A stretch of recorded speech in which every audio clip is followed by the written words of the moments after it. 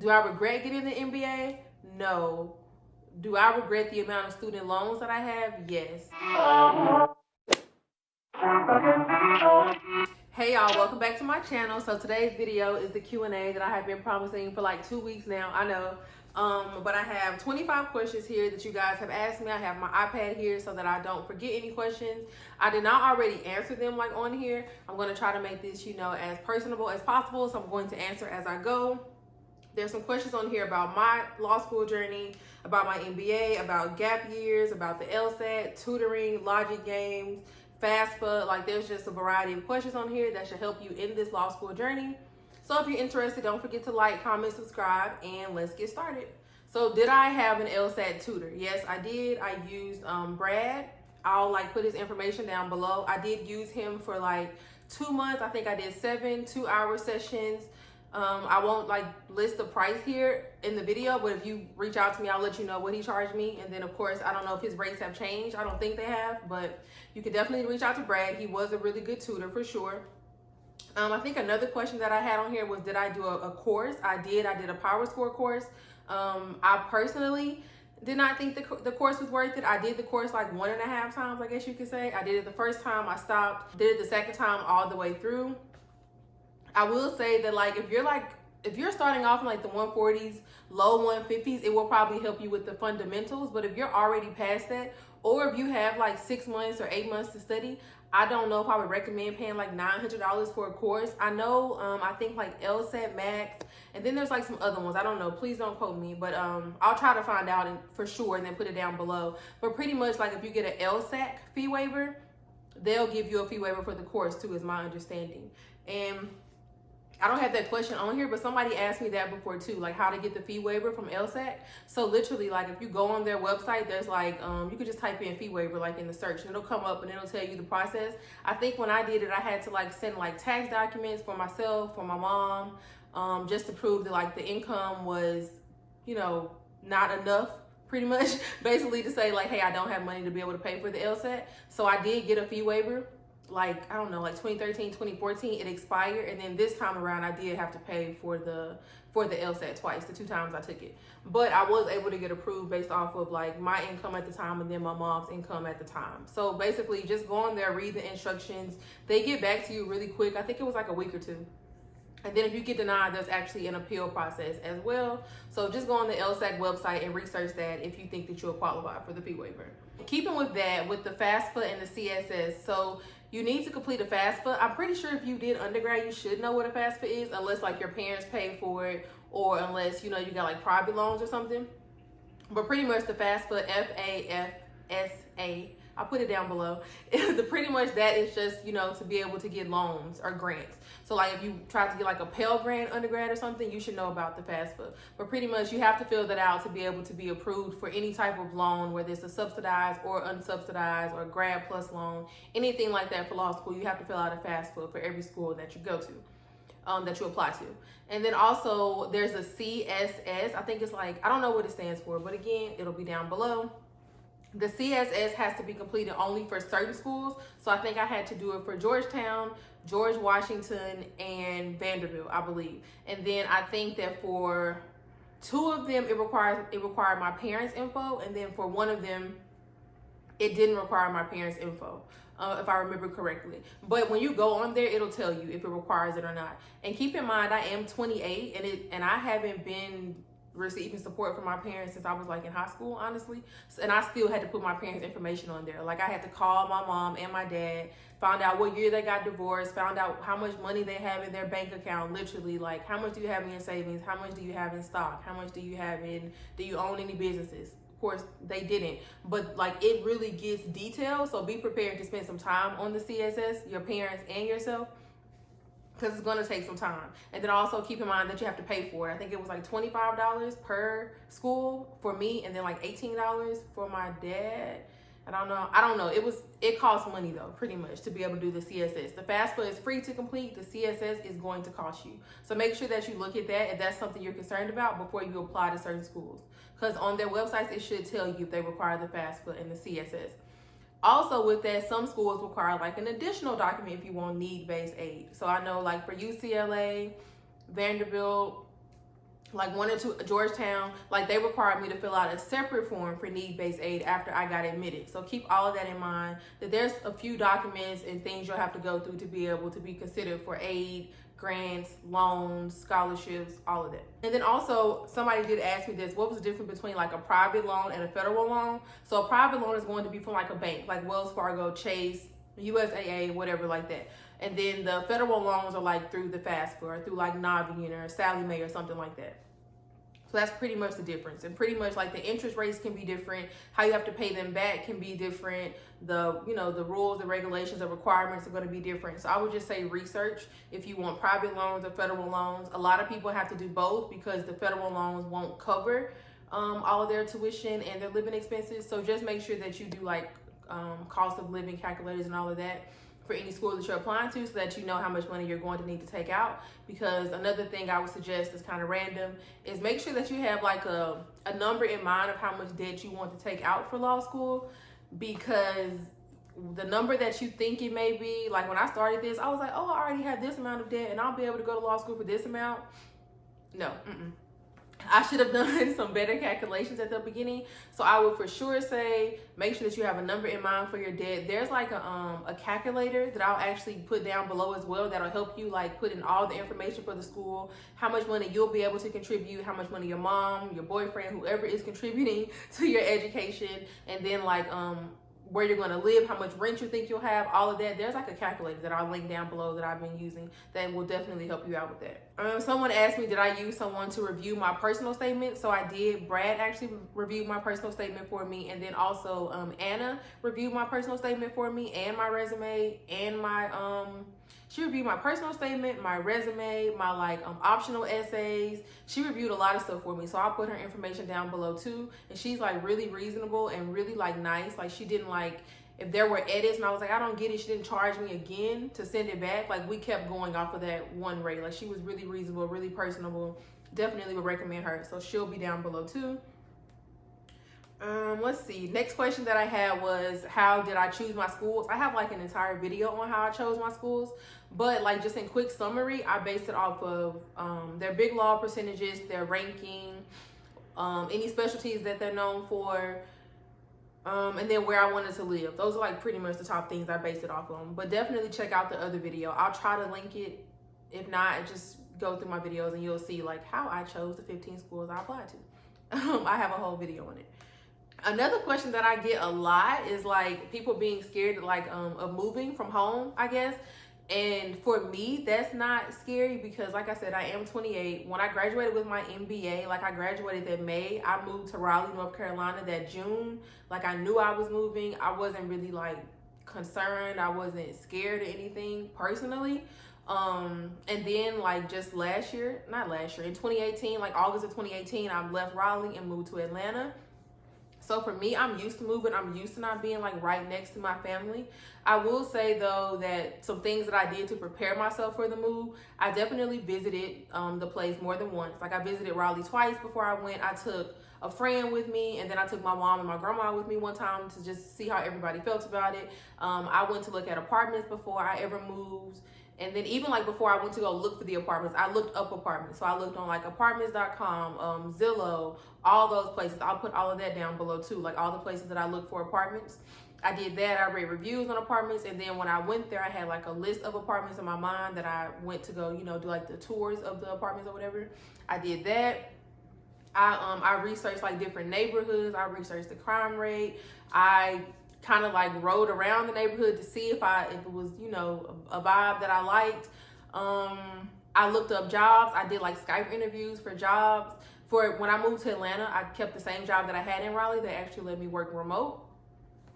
So, I mean, I would just say that to be prepared to move, you just need to like really be prepared, if that makes sense. Like do so much research that you feel comfortable in your decision. Like don't just up and decide, oh, I'm moving tomorrow, and then just move without doing any research on the neighborhood, the culture, the vibes, the city, the politics, whatever is important to you, just research where you're moving to. And that's the same thing for law school too. Like if you know that you want to go somewhere or live somewhere that has like a popping entertainment, you know, like they have a lot of concerts, they have some nice clubs. If you think you're going to have time to do that in law school and you know that's big to you, you might not want to move to a very, very small city. So I would just say keep in mind the factors that you're looking for when you want to move, and then base your decision off of that, and then definitely visit, try to meet some people when you get there. That was something for me too.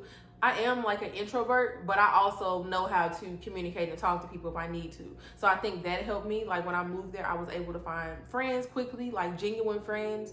And then I just network pretty much.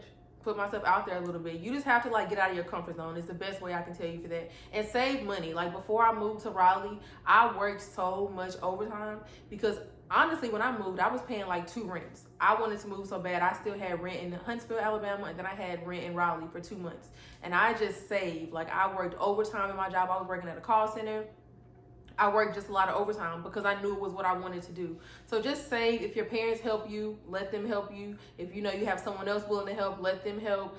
I would not suggest taking out like a loan to move or doing anything like that if you don't have to. Be prepared. In summary, be prepared. Another question that I got is about seat deposits. So basically, I mentioned this in another video as well. I think it's in like my chit chat video, but seat deposits, pretty much you'll have 1 seat deposit in like April or May. Hopefully those are getting extended due to, coronavirus, but I'm not sure. So like April or May, you'll have a seat deposit, and then you'll have another one like July, August. It just depends on the school, but they'll let you know how much a seat deposit is, and then, when they're due as well. Some schools waive seat deposits based on need. Some schools waive seat deposits based on how many times you tour with them, or if you go to certain events, they'll give you a waiver for the seat deposit. So it just depends on the school, honestly. Another random question that I got is, what do I use to record my videos and how do I edit my videos? I use my iPhone and I edit with iMovie on my work laptop because I do not have my own Mac yet. So that's how I do it. Also, another question, going back a little bit, I got a question about if I like doing virtual tutoring because Brad doesn't live in Atlanta like I do. He lives in Nashville, actually. So for me personally, virtual tutoring wasn't bad. And I think that's because I was used to doing virtual, like I had like online classes in college, like 1 or 2. I had, with my job right now, I literally am always on a WebEx, always on a Skype, always doing virtual meetings. So for me, no, it was not bad. I don't think you'll have any problems with that, honestly. Unless you're just somebody that likes to be right next to someone, then maybe find somebody where you're at locally, like on Wyzant, WYZANT, or like Facebook or something. Find somebody local, or find like a study group, other people local. But for me, virtual tutoring was not a problem at all. Another question that I got about personal statements, I see like a lot of people saying like, should I tell like a sad story or a very personal story in my personal statement, or should my personal statement be about, whatever happened to me, or should I keep it, happy and joyful? I would say tell them whatever you think is going to give them insight into who you are. If that's something sad and depressing, tell the story, tell how it changed you, and then put a positive spin on it at the end. That's what I would say. If you don't have anything like that, talk about studying abroad. Talk about, don't repeat your resume, but just talk about something that's going to give them insight into who you are. I have like a whole nother video on personal statements and resumes too, though, if you want to check that one out. But your personal statement needs to tell them who you are. So if that's something really personal that you have been able to grow from and change as a person from, and it's really molded you into who you are, I do not see anything wrong with you getting a little sad in your personal statement, as long as you make it positive at the end and talk about how it's going to make you a better candidate for the law school and a better lawyer in the future, pretty much. Another question that I got this question like, I don't know, like 3 or 4 times. Do I regret getting my MBA? Do I feel like having an MBA was worth it? So just a FYI, I actually did my MBA right after undergrad, kind of simultaneously. Actually, there was a program that I got accepted into at the school that I went to. I went to the University of Alabama in Huntsville, if anybody cares. Do I regret getting the MBA? No. Do I regret the amount of student loans that I have? Yes. I have like a lot of student loans. If you want to know, DM me on Instagram, I'll tell you. I don't want to say it here because it's embarrassing, because I was not smart about that. But yeah, I don't regret my MBA. I don't think that I've been able to use it yet, honestly. I'm going to be very honest. I don't think I've used it yet, but do I think it'll help me in terms of being a lawyer with the type of law I want to practice? Yes. So I don't regret it. I regret the amount of money that I spent on school in general though. Like, it's ridiculous.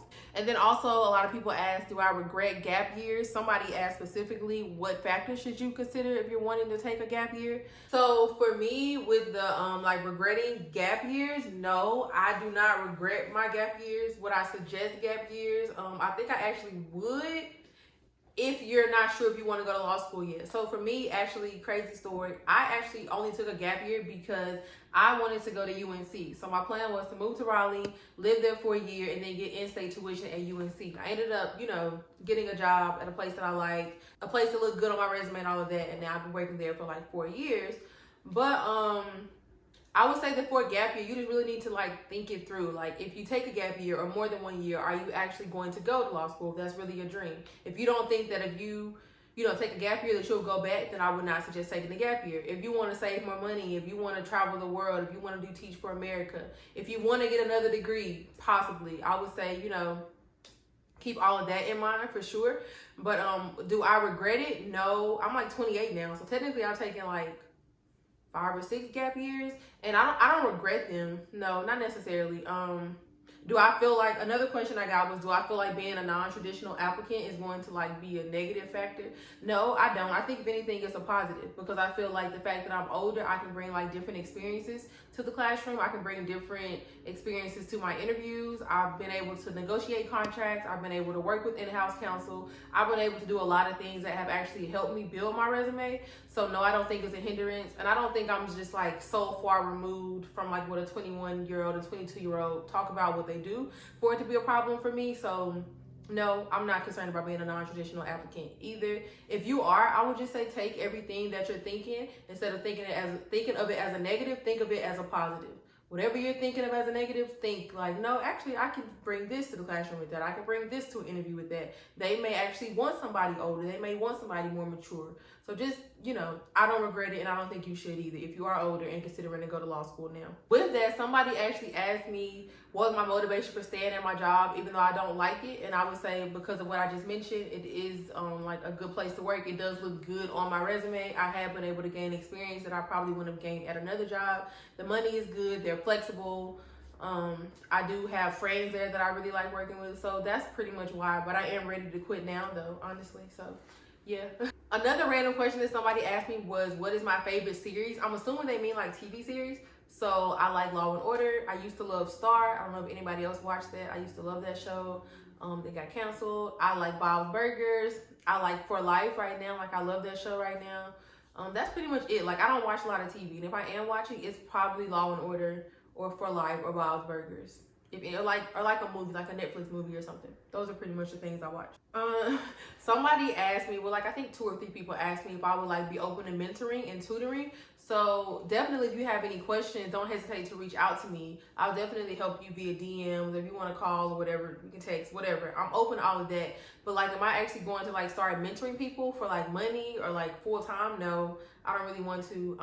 Just because I don't like when people charge for mentoring. That's not my thing.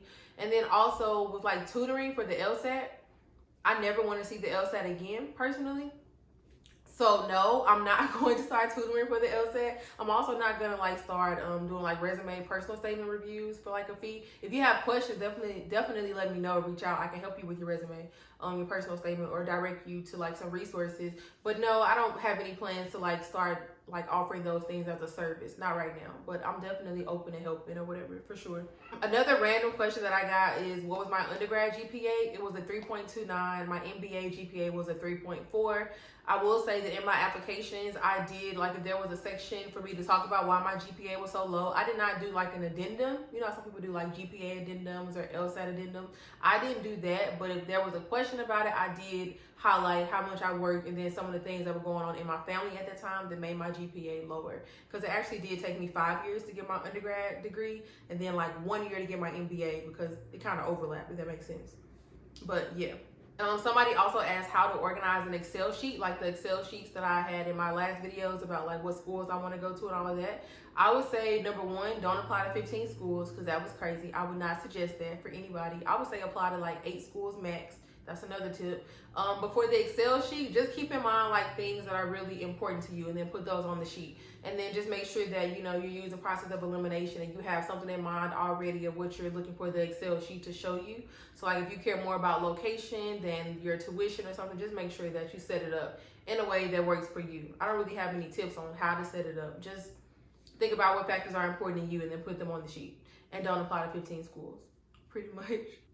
Okay, so I think all my other questions are about the Lsat specifically, so I'll just give like some general tips about the Lsat. I do have another like entire Lsat video that you guys can watch if you have any questions besides what I say right now. But pretty much for the Lsat, I would just say like make sure that you're starting to study like 6 to 8 months ahead of time. I wouldn't say like a year or two. I think that's doing too much. I think you'll get burnt out. I don't even think you'll be paying attention enough for a year or two. So I wouldn't say that. Some people do, but it works for them. I would say also make sure that you're studying like 2 to 5 hours a day. If you have any questions about like how I study, let me know. Somebody actually suggested that I do like a video on how to study from home, how to work from home. So if you guys want to see that video, let me know. I'll definitely film it and then put it up for you guys. So I would just say in terms of like tips for each different section. So for logic games, I would definitely say look at it as like a puzzle or a game. You know how like when you play a game on your phone, you're all like into it and you want to win. I would have the same mindset with logic games, like literally do them until you get every single problem right. Also make sure that you're diagramming properly. Make sure that you understand how to do like contrapositives. Make sure that you understand exactly what it's asking for, what it's looking for. Make sure that you're not moving too fast so that you are really understanding like A must be before B but cannot be before C or whatever. Just read carefully, diagram neatly, and then just practice for logic games. I would say for logical reasoning, make sure that you're identifying the conclusion, and then also make sure that you know like the conclusion indicators, the premise indicators, where the premise is, what they're trying to get across to you so that you can better answer the question. That's pretty much my tip for logical reasoning. And then for reading comprehension, I would just say read things that you don't like more often so that you're not like drained when you get to that section. So like, for example, if you hate science, read science articles. If you hate law, read law articles. If you hate humanities, read humanities types of articles. So just pretty much like get used to reading things that you don't really like so that the sections won't be as like tiring for you. That's pretty much it. And then I would just say, just when you're studying, make sure that you're like ready to study. So if you're like not really in the mood to study, that will probably affect the score that you're seeing too. So like, realize you'll have some bad days and some good days when you're studying for the Lsat, pretty much. It's about the long-term goal. Keep that in mind. That's what I would say, so that you don't get like burnt out or like down on yourself about your Lsat score. But yeah, that's pretty much all of the questions and answers that I have for today, guys. If you have any other questions, leave them down below, of course. Anything else that you guys want to talk about, leave that down below. Yeah, that's pretty much it. Don't forget to like, comment, subscribe, all of that. Bye, y'all.